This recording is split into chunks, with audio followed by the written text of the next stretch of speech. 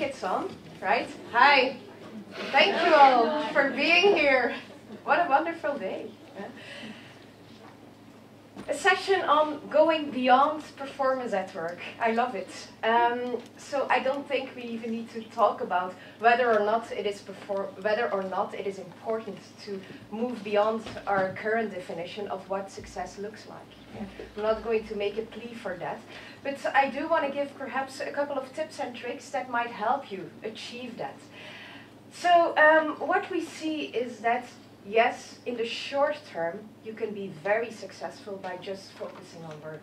It can get you a very long way. But to achieve long-term career success, we actually see that you need to do a little bit more than that to really keep a sustainable career, let's say. And we often say is, well, you have to see people as, or a career as managing a button. A button like on a jacket. Yeah? A button has 4 holes in it. Well, your career or your life, it also has 4 holes in it. And I will draw it on the flip chart. The 4 holes in a career, to keep it sustainable, is the relationship you have with yourself. Your health, your well-being, your happiness, and so on. Then there's the relationship you should manage with your family, friends. Very important one. Third one, yes, there's also, of course, the whole work. And then the final one, that's the whole society. Now, what do you know about a button? Suppose that the wire gets loose in one of these holes. What will quickly happen with your button? In the end, your entire button falls off. So that's why, to achieve long-term career success, it is impossible to just focus on that work button. A lot of people, when something goes wrong in their family or something even goes wrong in their health, what do? They flee towards work. They escape from those problems. They don't face them, but they escape from them. And they just start focusing quite a lot on their work. So again, to achieve long-term career success, it is really important to see or to pick up signals in those 4 life areas. And so you have a lot of discussions right now about balance, work-life balance, life balance, and there's a lot of names for the animal. But there's a lot of discussions on that, and what we actually see is that a feeling of balance has nothing to do with the amount of hours you work. It has nothing to do with that. But it has to do with how you feel about those 4 areas in life. Yeah. And I often see people in coaching as senior leaders who come to me and they say, well, I miss something in society. I've been lucky throughout my career. I'm 50 now. I've been lucky so many times, and I grew within the company. But actually it was all based on luck. I don't know whether I really wanted this. Yeah. That's often because they've been ignoring that hole in their button. If you're talking about resilience, yeah, this is also an important one to know. What is your purpose? What do you want to contribute there? Yeah. So when we talk about long-term career success, we see that this has been evolving over time and that now these things are interconnected. Yeah, and that it's impossible, let's say, to just focus on this. Now, maybe a couple of tips and tricks to maybe help you think about managing those relationships, because that's, of course, the most difficult thing to do. If it's a perception or a general feeling, then it's, of course, also a lot in our hands how we deal with this. So let me perhaps start with the relationship that you have with yourself. And when I talk about that relationship, then I like to use another image, and that's the image of onions. Because the relationship with yourself, it has a lot to do with authenticity. Yeah? Authenticity, being authentic. Now, there's a lot of misconceptions of what authenticity really means. So I will try to explain it very briefly with this image of an onion. So you should imagine that we're all onions. And what you know about onions? Different levels. Yes. They make us cry. It has many layers. Yes, they have layers. Well, just like onions have layers, so do we have multiple layers. In the middle of our onion, we have our DNA. What do you know about DNA? It's unique and you cannot change it. Yeah, or you can, but it is very, very difficult to do so. Yeah, so it is possible, but it's quite difficult. Talking about leadership, talking about long-term career success, to what extent do you think this depends on your DNA? So your unique features, let's say. To what extent do you think it depends on that?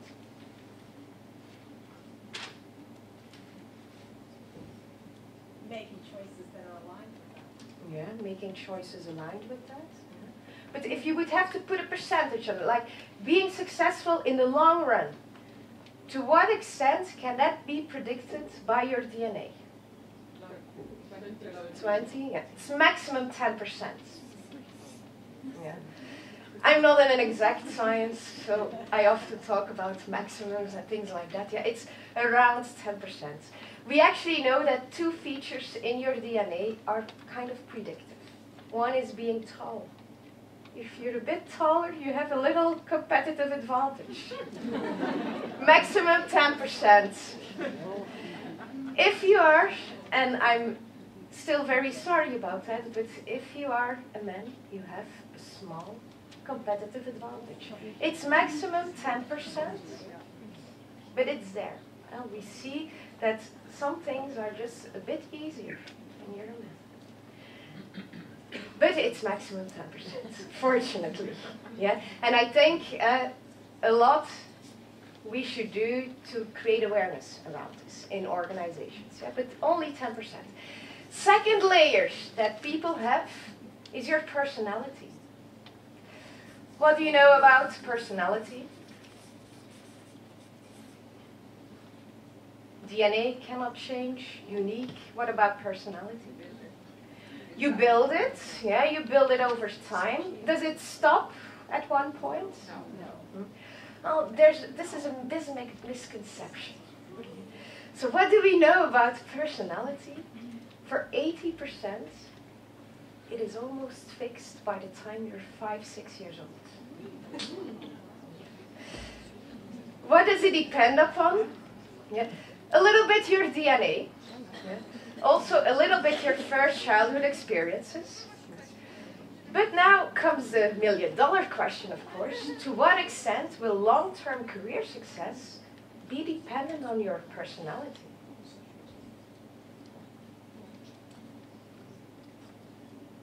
A guess? 40?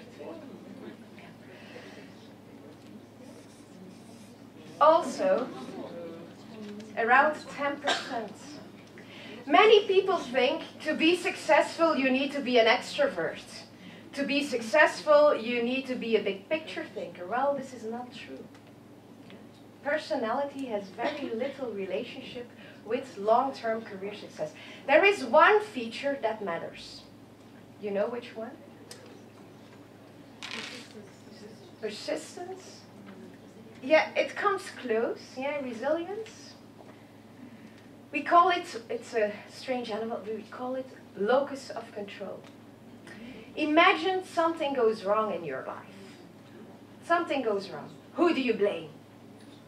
Or is it the others or is it yourself? This is a little bit straight to the point, but people who take responsibility, who say, okay, something happened to me and I might not have been the cause for this, but I have the power to act on it. We see that people who do this are more likely to be successful in the long run. Yeah, that's the only one. Again, maximum 10%. But taking responsibility, we see, and it's funny, but it is one that is established rather early in life. Yeah? So it's also not something you can change now, but again, it's rather limited. The last part, and that's then of course the most important one, is behaviors. But not just any kind of behaviors. Yeah? Many people think, oh, I can learn the 10 things I should do to be successful in life. There's even books about it. 10 things that you should do to be successful in life. Well, this is not true. Why not? We actually see that it's not just behavior that matters, but it's authentic behavior. What do we mean with authentic behavior? Behavior that is aligned with who you are as a person, that is aligned perhaps even with your DNA, authentic behavior. Now, I will give an example. Simon Sinek describes this example. I will give an example of authenticity. You all know Tiger Woods. Yeah. What do you know him from? Golf, come on, we're ladies, we like some gossip. What else do we know? And men, sorry. He also had some affairs, some mistresses. Now, this is for me, a very interesting case about authenticity. Yeah? Because Tiger Woods actually chose to be not authentic. He chose to lie about who he was. He could have perfectly been, if he really wanted to, he could have been the rebel in golf. The bad boy of golf who liked to play around a little bit, and that people would even have forgiven him for that because he was a bad boy. But he chose to lie. He chose to lie about his personality. He portrayed an image of the ideal son-in-law. And of course, when then people detect that there's actually a very different personality underneath that, then they don't trust the person anymore. I'll give you a counterexample. You also know François Mitterrand. Yeah. How did he react to his many affairs? Et alors? So what? This is not a plea for having affairs. Let me be clear on that. But it is a plea for authenticity. If you want to create trust, the most important person you need to trust is yourself, your personality. And develop behaviors that are a little bit aligned with your personality. And today I see, under the pressure of societal norms that expect that all women are empathic, I see a lot of pressure for people behaving as a way that they're actually not, which can be very exhausting and tiring in the long run. So if you really want to be sustainable in your career, stay true to who you are. Of course, there's also a thing like being too authentic. So you can also be too authentic. It's not because you're very direct and to the point and you have no empathy at all that it is okay for you to shout at people. So it's also important some people have kind of very strong behavioral patterns. And people are often unaware about how broad their own personalities is. So yes, stay true to your personality, but on the other hand, also try to discover the wide range that you have within your personality. Many people often always go back to that same part of their personality. We are much broader than that one part we often use. Okay? So with authenticity in managing that first whole, the relationship with yourself, crucial. If you want to have a sustainable career. Second one, relationship with others. In managing your relationship with others, and that's family, it's also your relationships at work, your relationships in society. I love this image by Adam Grant. Adam Grant, writer of Give and Take. Some of you might have read the book. It's full of studies, so it's also not like an easy read. But the basic idea, I think, is very useful, and I think it gives you a very clear view of what it means also to be successful in the long term in relationships. So he says you have actually 3 choices when you are going in a relationship with someone, at work, whatever. So he says you have 3 perspectives in relationships, and I will give you a small example to walk you through them. So the first perspective is being a giver in relationships. Now, imagine you need to buy a friend a gift. So it's a birthday of a friend, and you need to buy that friend a gift. What would a giver do, you think? If you're a giver, what would you do? Buy a very nice present. Buy a nice present? I want to make the person happy with it. Yeah, something personal. Something they will like. Sometimes it might be something huge, but Might also be something very small, but you know this is something that this person will like. That's the first perspective in relationships. Of course, the idea of a present is just a metaphor. It can be many things, sharing knowledge and so on. Second perspective that we can have in relationships is what we call a taking perspective. So again, you need to buy a friend a gift. If you're a taker, what would you do? Something? You like. Something you like, yeah. You seek recognition. Sorry? You seek recognition. You seek recognition, yeah. Something you benefit from as well? Yeah, often it's something you know you will benefit from it as well. Now, I'm not saying that because you're buying bottles of wine or dinner or whatever, that you're a taker, yeah. But it is kind of a perspective in relationships. I try to give as little as possible, and I try to get as much back as possible. So often takers are the people, you hear them once a year, and that's when they need to borrow something from you, or whatever, or you need to do something, and that would be a taking perspective in relationships. Most of us are somewhere in between. Most of us are what we call matchers. So imagine you again need to buy someone a gift, and you're a matcher. What will you do? What would a matcher do? Match the value of what you Yeah. These are the people who are often the people with Excel files. Some people might recognize this. Yeah? So I got 15 euro last time, and I'll pay something back around that same budget. Not saying because you're doing that automatically you're a matcher. Yeah, but and most of us actually fit in that category. I do something for you, you do something back for me. Yeah, that's a matching strategy. Now, who do you think in the short run? Let's start with the short run. Who will be most successful in the short run? In the short run, it is the takers. So don't be naive in that. We all know those people in our organizations. They get ahead at our expense and so on and so on. In the short run, it's quite often takers. But who do you think is most successful in the long run? Givers. The interesting thing, though, about givers is you actually find them at two positions. You find them as being the most successful ones, but you also find them completely at the bottom, being the least successful ones. And there's a very big difference between those two. Yeah? The givers who are successful in the long run, they're often more strategic in their giving. And I will give you three things they actually do quite differently. But they are more strategic. They're not naive, and they are aware that there are takers and matchers in this world. Last question. So how do you recognize a taker? Well, this Adam Grant, this guy, it's a guy, sorry, but it's a good idea. So he had a nice way of discovering whether or not a CEO, for example, is a giver or a taker. And he says, well, just go to and look at the website and look at how big their picture is. And the bigger the picture, the more likely it's a taker. Now, the coincidence goes, and I know there is someone from Belgaco Proximus in the room, but the coincidence goes that right when this book came out, we had the Didier Balance issue going on. Yeah, CEO of Belgacom at the time. So I went to their website at that time, and I had a look at how it looked.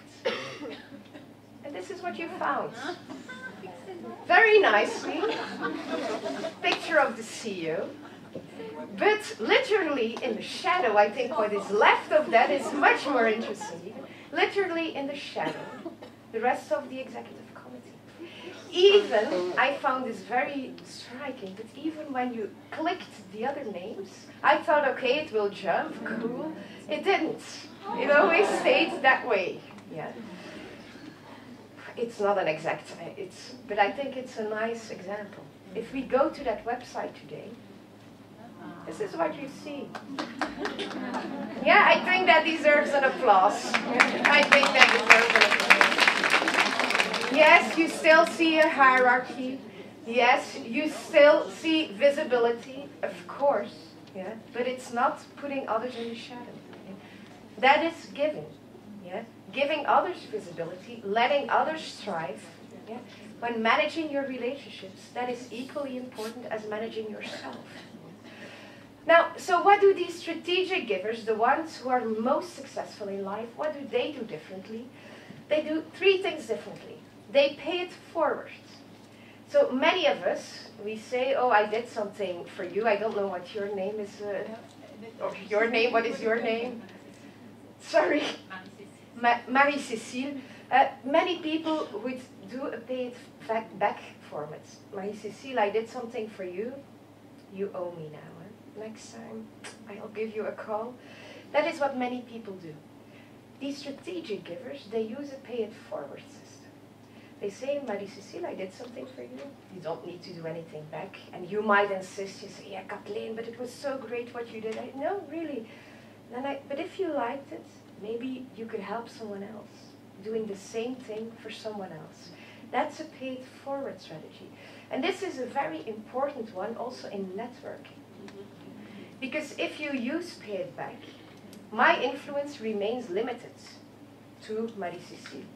But if I use a pay it forward strategy, then maybe the person behind you will also know about me, yeah, and I gain influence. Yeah. So these people are not naive. Yeah. They don't expect anything back, and you might not even do anything with it, but they might give you the feeling like, look, if you liked it, do it also for someone else. Yeah. Then pay it forward. They also dare to ask for help themselves. Givers at the bottom, they often don't ask for help. Yeah? They go and they do everything and so on and so on. They never ask help, nor in their work, nor in their family. Yeah? They do it all by themselves. Strategic givers, they dare to ask for help. Why? Because they also want to give others the opportunity to give. Yeah? So don't think if you're asking for help that you're a taker. No, it's giving the others the opportunity to give. Yeah, so a very important one, and I see so many people struggling with it, keeping so many balls in the air and not daring to ask for help. That's the second one. The last one, and that's the one where I will end with, is they ask the right questions, those strategic givers. And I will have to take you in a personal example for that. It's the example of my son and the chicken and the egg. Yeah. So I'm a mother of 2 children. Here they are, a son of 5, daughter of 2.5. Being in a job like mine means long hours, working nights, even weekends and so on. So it doesn't happen quite often that I'm able to pick up my kids from school. I don't think many people in the room have that pleasure. But sometimes it happens. Last summer, for example, just when my son had turned 5, I picked up my son. And then I do a little chat with the teacher. And then I asked, how is it going? And I was really preparing myself for like a good news show. I was expecting she will say, yeah, he's doing great and so on and so on. And it started that way. So it really started like, he's doing great, he has a lot of friends. I said, yeah. But then came that sentence. The only thing we need to work on is logical reasoning. I said, excuse me, logical reasoning? What you seemed like an important skill in life, so I was a bit thinking, what do you mean with that? Yeah. So she said, well, come in the classroom. And she showed me how they train this, or how they test this. So she said, look, I give children 3 objects, and they need to rank those objects in the right order. Those were the 3 objects: chicken, egg, baked egg. To me, it seemed quite clear what the right solution was. You have a chicken, it lays an egg, and then you bake the eggs. My son, as the only one in a class of 24, which made it even worse. Egg, chicken, 3 baked eggs. I said, thank goodness. I was like, yeah, that's... So on the way home, I give him a little bit of a lecture. See, he's a little bit out there. He's not very focused. You have to pay attention. When the teacher asks you something, you have to pay attention. It went on and it worried mom, even though I teach about it. When it comes to your children, we're all the same, I think. So, and then after 5 minutes, he got angry. He said, Mom, yeah, it's impossible to bake 3 eggs out of 1 egg. You cannot do that. invented that right then, so it's not a maybe an entrepreneur, I don't know, but he invented that to get rid of my lecturing. You first need an egg, then a chicken, it lays 3 eggs, and then you bake the eggs. There was not much to say about that. Now, why do I tell you this story? I think we can learn a lot from this story. Sometimes we block our own creativity, our own ability to manage those 4 holes in life by looking for the right solution. We think there is a right solution. But if your goal is logical reasoning, there might be many ways to achieve that goal. Yeah, it might not have been the right solution to the exercise, but on the other hand, I think the goal was achieved. It was kind of a proof I can reason logically in a different way, perhaps, but it's also logic. And I see many people struggling with this. A lot of organizations, certainly also today, are looking for right solutions. It's a crisis, so everything has to be a little bit more efficient and everything has to be done the right way. And this way we're actually blocking the key we have to get out of a crisis, our creativity. Yeah? So by not looking for right solutions, we would go so much further, also in managing our own careers. If you think there's only one way to build a career, it will never happen. But if you set some goals in each of those 4 areas that you want to achieve in the long run, there will be multiple ways to achieve those goals. Yeah. And I love the Simon Sinek principle for that, and I will wrap up with that. It's a nice principle, and maybe I see that there are probably also some people leading others. It's also a nice principle in communicating to your team. So many people, when they communicate with others, they start from that what, the right solution. It should be this and this and this. Then they go to the how, this and this and this. And then they end with the why. Now, I had 2 very nice examples very recently. 2 small consultancy firms. They were implementing the exact same rule in their firm. It was a very simple rule. The rule was no more jeans. Yeah? So no more jeans in the jeans, pants. Yeah? No more jeans in the workplace. But the way they implemented that was completely different. The first little consultancy firm, they started with the what? They said, yeah, from now on, no more jeans. What do you think people asked? No. It were good people. No, they would like their company. Were not discussions about the why. The questions were, is this a jeans? Is it only blue jeans or is it also black? So the first questions that came were what questions? Next type of questions were, yeah, and should I wear a tie then? And a jacket. And then in the end, indeed, there was a couple of people saying, and why do we need to do this? Yeah. The other consultancy firm, completely different approach. Completely different. They started with a why. They said, look, it's a crisis. Yeah. So at all times, we need to be professional in this crisis. This means giving professional presentations, but we also need to make that clear in how we dress when we go to customers. This is why we actually would like you to not wear jeans anymore. Now, don't think they did not have discussions. They also had discussions. When you work with people, you always have discussions. Yeah? But you need to choose which discussions you like the most. So what did they discuss about? About the why. What did these consultants say? They said, well, do we really want to be like those other 15 consultancy firms who are professional? Do you really think we will get out of the crisis this way? Wouldn't it be better to position ourselves like the dynamic consultancy firm that is creative? So they had discussions about the essence. Yeah. So, and this is how you maybe communicate to others, but you can also apply this to yourself. Many people, day in, day out, they're busy managing their what they should do, but in the end of the day, what it all comes down to is why are you doing what you're doing? Yeah? And really focus on that bit. And I'm always surprised how many or how little people are forgotten why they are doing what they're doing. So reflect on that, and don't only reflect on that for your work, but also for those other holes in your button. So this is more or less the theoretical input of what I would like to share, but I really look forward to also hear some practical cases about this, so I give the floor to my two colleagues here. Thank you very much, and enjoy the rest of your day.